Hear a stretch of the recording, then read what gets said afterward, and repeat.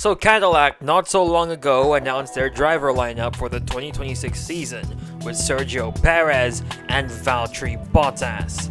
This, in my opinion, is the best possible lineup they could have gone for, although I would have liked to see them pick an American, but in the motorsport space at the moment, there isn't really an F1 ready American. Probably Jack Crawford, but he doesn't have enough super license points. You can only see that by the end of the season. And just as I read those lines, Colton Herta has been signed as their reserve driver. And he's also going back to F2 next season to rack up some super license points. So I guess they did get an American, and this ruins this entire segment of the video. It's gonna ruin some bits too. You know what?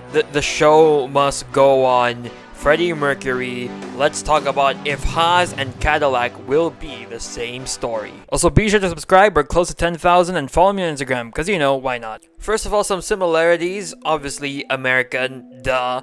And pretty big American motorsport juggernauts going into F1. Obviously, Haas with Gene Haas and his success in NASCAR, or I don't really know much about NASCAR, but Haas have made a decent name for themselves in the world of American motorsports, and now they joined the F1 grid for the 2016 season. And in Cadillac's case, they're one of the biggest car manufacturers in the US who already have a pretty big motorsport name themselves, and now they're expanding themselves into F1. So it's a pretty big deal that Cadillac are gonna be in F1 next year. But there are some doubts to be had. For starters, we don't know how good or how bad the operations of Cadillac will be, because the last two American-owned entrances into F1 were dumpster fires, to say the least. Obviously, Haas, we all know from 2019 to 2023, they were struggling big time with controversial sponsors, being involved with a geopolitical conflict, having conflicts within the team itself,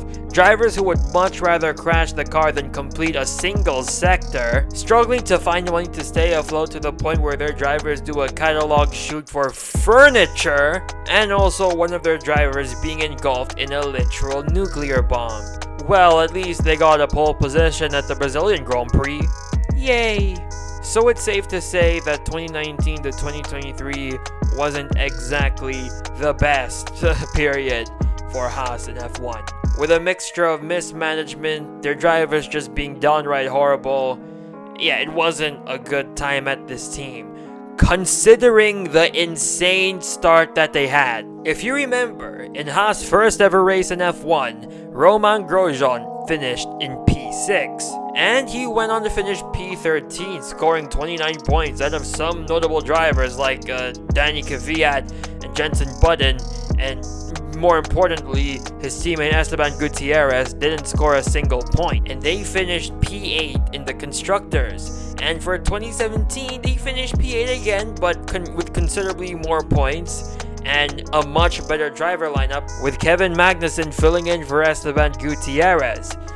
Both drivers scored points, and they racked up a decent amount of points, and this was genuinely a really good lineup for a midfield team. The best way to explain a driver of Grosjean and Magnussen's caliber in this era is they're two really good drivers who aren't fast enough for the number 1 seed, but are too fast for the number 2 seed.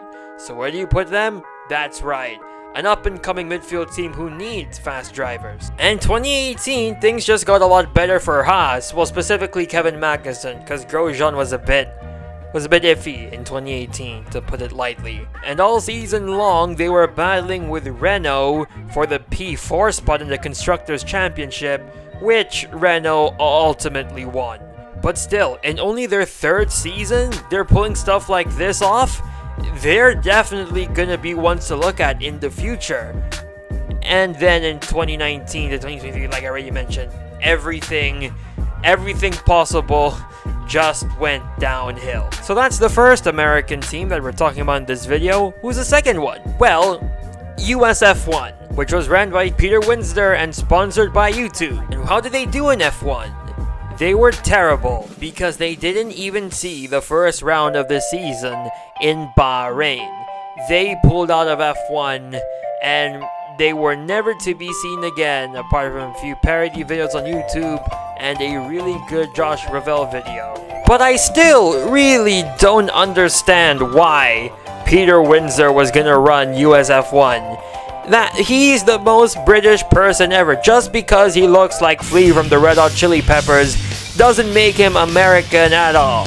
He is the definition of British. Have you heard him talk before? Well, Oscar Piastri just took a giant leap towards the 2025 FIA World Drivers' Championship. So yeah, it's safe to say that in recent history, America hasn't had the best reputation in F1. I mean, just look at their last driver. Although I will die on this hill, Logan Sargent would have been he wouldn't have been like world championship or podium material, but he would have been a pretty damn decent driver if he just did one more year in F2 to develop. But that's not the point of today's video. That could be a discussion on its own. But yes, America hasn't had the best reputation in F1 recently, and also from the fans of F1 who are complaining about every single American track, which, in my opinion, I think three is a decent amount, because considering how big the US is, although I could personally do without the Miami Grand Prix, but I really like Austin and Las Vegas, so they can stay on the calendar. I'm sidetracking so much. Back to the point. Yes, America in F1. So given the not so amazing track record of the US in F1 recently, the bar set for this team is pretty low.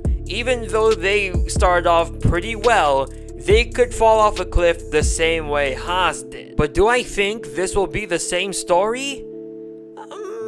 It's hard to tell. But I didn't make a video just to give you a somewhat opinion, so I'm going to give you a definitive opinion. I think Cadillac, on the long run, will do a lot better than Haas. First of all, look at their motorsport operations. They're currently second in the World Endurance Championships Manufacturers Championship. That's so much championship, but yes, they're second behind Ferrari. And don't forget, it's not just Cadillac running it on its own. Andretti are also in on the project, and pretty much everything Andretti touches in motorsport turns into gold.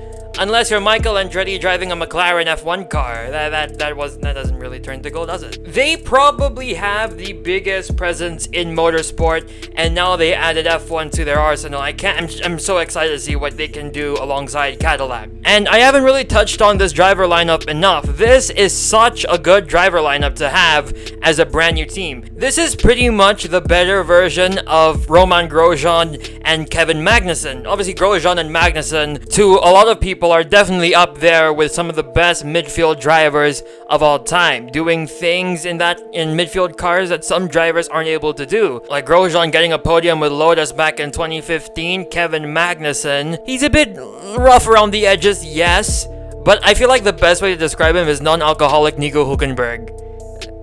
That might be the best analogy I ever came up with in my life. And now for Cadillac, they have Sergio Perez and Valtteri Bottas. Perez in a midfield car is genuinely one of the best drivers you'll ever see. He gained the name the Tire Whisperer back in his time with Force India. His insane run with Sauber back in 2012, nearly winning a race that year. He got his first ever win while driving for a midfield team. Midfield Perez is top 5 all time. Top 5 what? I don't know, but he's top 5. And Valtteri Bottas with Williams, he was alright, I guess. He beat Felipe Massa in all of his years, in fairness. But really, they were only a midfield team in like 2 of the years, 2015 and 2016. And 2015 is very debatable because they were better than Red Bull, so that did make them a top 3 team. Another good thing about signing Bottas and Perez is that they got 2 opposite drivers, not in a bad way. Because Bottas' main strength is his one-lap pace, and Perez' main strength is his race management. So they got the best of both worlds on their team already, which is very useful for long-term data and learning how to set up their car properly. And another advantage about having Valtteri Bottas on board is that he has experience with Ferrari power units, as in Cadillac's first season, or I don't know how long in F1 they're going to have Ferrari power units, but yes, they do have Ferrari power units, and Valtteri drove a Ferrari power unit for 3 seasons, and in modern F1, the power unit is very important because some engines drive differently.